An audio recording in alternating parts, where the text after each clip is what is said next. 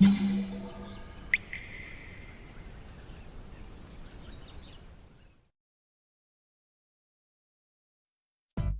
うも、底辺アクアリスト黄昏です。皆さん、以前水槽台を増設したという動画を出したんですが、覚えていますでしょうか？ただでさえ多すぎる水槽をさらに3つも増やすという暴挙に出たんですが、もう設置してしまったものはしょうがないです。正直、水槽15個も水槽18個もあんま変わんねえだろと感覚が麻痺してます。全然違うので皆さんは真似しないようにしてください。特にレイアウト水槽を管理しようとなると、日々の水替えやトリミングに追われることになるので、やるとしても陰性水草水槽あたりがいいのではないでしょうか。それでも生態が多い場合は、苔に侵食されて水替えが大変になるかもしれませんが、ちなみに今回増設した水槽台に置く水槽は、上段が60センチ規格水槽、下段が30センチキューブ水槽2個です。というわけで今回は水槽台を設置したはいいものの、肝心の水槽機材が揃ってないと意味がないじゃんということで揃えていきたいと思います。水槽に関しては以前動画でお話ししたように ADA の水槽を調達しているのでクリア済み。なので今回は水槽の立ち上げではなく、ライトなどの周辺機器を設置していきます。設置していくのは60センチ水槽なんですが、自分的には初の製品も扱っているので、ぜひ最後まで見てやってください。自分が知る中では使ってる人を誰も見たことがないアイテムです。また60センチ水槽に使用するライトも大公開しているのでお楽しみに。というわけで早速やっていくんですが、まず最初に紹介するのはこちらの商品、ライトスクリーンです。こちらはよくある中華製のライトスクリーンです。実は動画では一度も紹介していないんですが、60センチ水槽と90センチ水槽はすべて中華製のライトスクリーンを使用しています。ADA のものと何が違うのかと言われると、グラデーションシートが別で付属しているか、そのまま貼られているかくらいのもんです。正直細かい作りは圧倒的に ADA に軍配が上がり、中華製はグラデーションシートを直接ライトスクリーンに貼り付けているため、側面から粘着が剥がれています。特に今回の中華製のものはひどく、こんな感じで手作り感満載です。ここら辺は安かろう悪かろうの中華製品あるあるですね。まあ正直後ろ照らせれば細部の作りなんてどうでもいいだろうと開き直って買ってます。というか60センチ以上の水槽に全部 ADA のライトスクリーン取り付けるのは厳しいですしね。ちなみに購入先はいつものアリエクスプレス。今回購入したライトスクリーンは立てかけるためのフックに透明のネジがついており、これを回すことによって締める感じになってるみたいです。基本的にライトスクリーンって水槽の厚さに合わせたコの字のパーツがついてて、それを引っ掛けるだけのものが多いので、この機構は珍しいですね。個人的にはネジが目立つだけなんで邪魔だなって思います。コードは本体下段に横向きに伸びており、何やらいろんなものがついています。AC アダプターとはこのように取り外しが可能なので、アダプターが壊れても他のに取り付けられるのではないでしょうか。アダプターだけ壊れるシチュエーションなんて皆無でしょうけど。というわけで、いつもと同じように中華製のライトスクリーンを購入したってだけなんですが、なぜ他のものと違ってわざわざ動画で紹介しているのかというと、この製品には他のライトスクリーンにない機能が備わっているからです。基本的に中華製のライトスクリーンはグラデーションシートが直接貼られているため、 ADA のもののように青色のグラデを上下逆にしたり、あえて使用せず白色のみにするということができません。言ってしまえばただの介護官品であり、価格が安いことだけが取り柄の製品なわけですね。ではこの製品は何が違うのかというと、ライトの色が変更できるところです。このライトスクリーン、なんとアプリでライトを制御することが可能で、好きな色に光らせることができる優れものなんです。従来のライトスクリーンは白色 LED チップが光るだけなので、色はグラデーションシートを変えることでしか変更できませんでした。この製品は RGB ライトが搭載されているため、赤、青、緑を組み合わせて自由自在に色を変更することができます。おまけにアプリでタイマー管理もできるということで、これ単体で好きな時間にオンオフを設定することが可能です。なのでスマートプラグなどの時間制御プラグがなくても大丈夫。アクアリウムやってると CO2 や照明など時間制御したい機器が多くなってくるので、スマートプラグのコンセントを節約できるのはでかいですね。それでは早速設置していきます。まずはいつも通りライトスクリーンを立てかけます。ただ立てかけるだけではこのようにこの字パーツの幅が広いためガバガバです。なので先ほどお話ししたように透明のネジを回し締めて調整してください。というかこの映像を見てもらったらわかると思うんですが、若干スクリーンが反ってます。さすがは中華クオリティ。ライトスクリーンなんて言ってしまえば板の中にテープライト入れてるだけの製品なんで、ここら辺の精度はあまり気にしてません。精密機器とかだとちょっと心配ですが、アプリ制御関連の基板などはコード側についてますしね。というわけで設置した状態がこちら。すでに点灯されていますが、やはりライトスクリーンがあるのとないのとでは雲泥の差です。これだけでそれっぽいというか、なんかワクワクするビジュアルですよね。見た感じは ADA のものと遜色ないように見えますが、正直持ってないので比較はできません。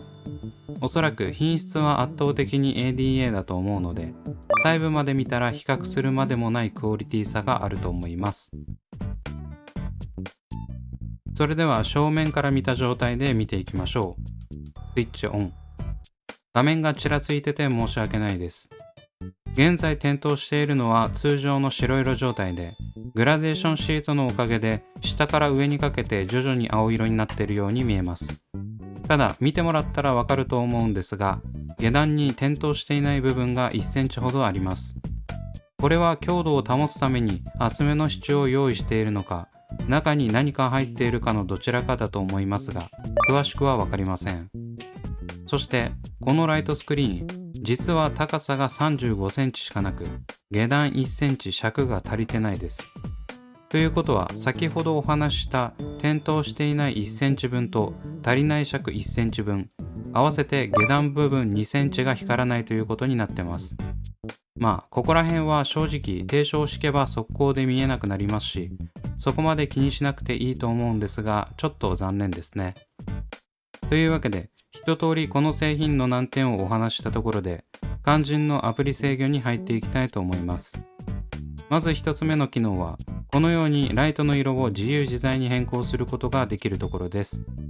プリセットで入っている色に変えることもできるんですが、上のカラーリングで無段階調整することも可能です。爽やかな草原レイアウトに似合う緑っぽい色から、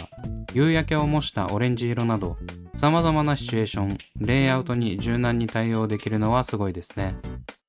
正直使ってみる前はグラデーションシートが青色固定だったので、ライトの色変えてもそっちに引っ張られるんじゃないかと心配していたんですが、そこまで気になりません。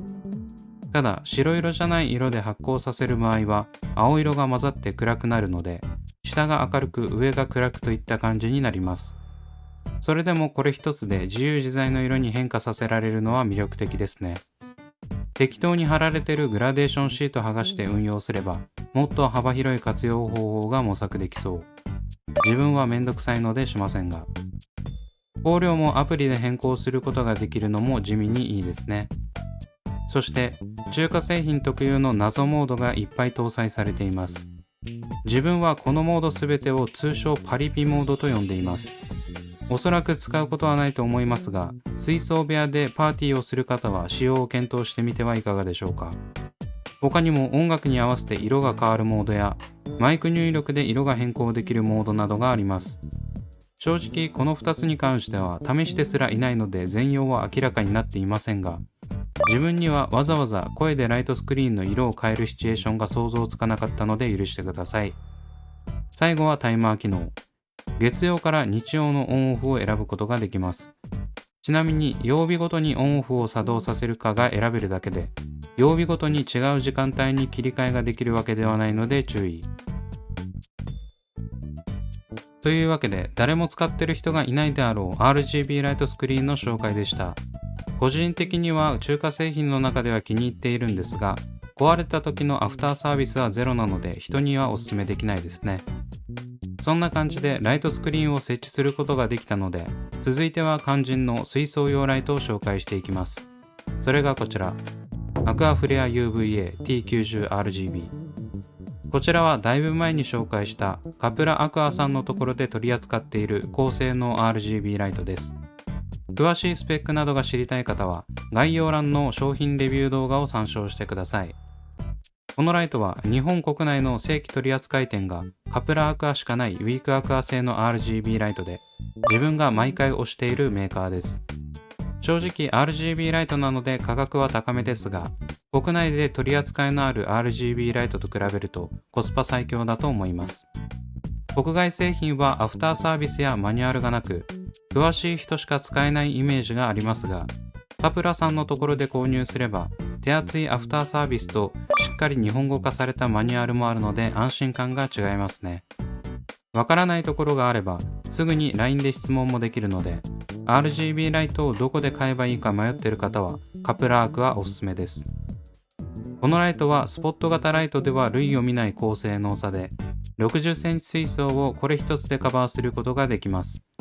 水槽上面のスペースが広く確保できるのでメンテナンスもしやすく、スポットライト特有の水面の揺らぎや陰影がしっかり出て水形が綺麗に見えるのが特徴です。以前レビューした時よりも価格は上がっていましたが、以前基板が不調になった際も迅速に対応してもらえたので購入させてもらいました。あと、隣に置いてある水槽のライトがこの T90RGB だったので揃えたいっていうのも理由の一つです。やっぱ隣り合ってる水槽の機材は統一させたいですよね。ライトスタンドもカプラアクア製のものを一緒に購入しているので組み立てておきます。だいたい説明書読まずに勘で組み立てるタイプなんですが、簡単に設置できて助かりますね。それではセットしていくんですが、ライトスクリーンの上からスタンドを組み付けます。ライトスクリーンの上から設置して大丈夫なのか心配な方もいると思いますが、半年以上隣の水槽でこの構成で使ってますが特に問題はありません。ただ保証はしないので、する場合は自己責任で。このライトスタンドは太めのネジ4本で固定するタイプなので、重たい T90RGB を吊り下げても負荷が分散されるのがいいところ。それでは設置も完了したのでライトをつけていきます。いや、これだけで雰囲気出ますね。まだ水槽も立ち上げてないのにワクワクが止まりません。ライトスクリーンとスポットライトのおかげでここだけ空間が切り取られてる感が増してテンションぶち上げです。というわけで周辺機器は全て揃ったので、あとは水槽を立ち上げるだけです。すでに構想は練っているので楽しみにしていただければと思います。ちなみにフィルターと CO2 機器はいつものエーハイムとシルボンです。また立ち上げの際に設置などの詳しい解説はやっていきたいと思いますので乞うご期待。この水槽がどんな風になるのか楽しみな方はぜひチャンネル登録してお待ちください。というわけで今回はここまで。Twitter と Instagram もやっておりますので、そちらも見ていただけると嬉しいです。それではご視聴ありがとうございました。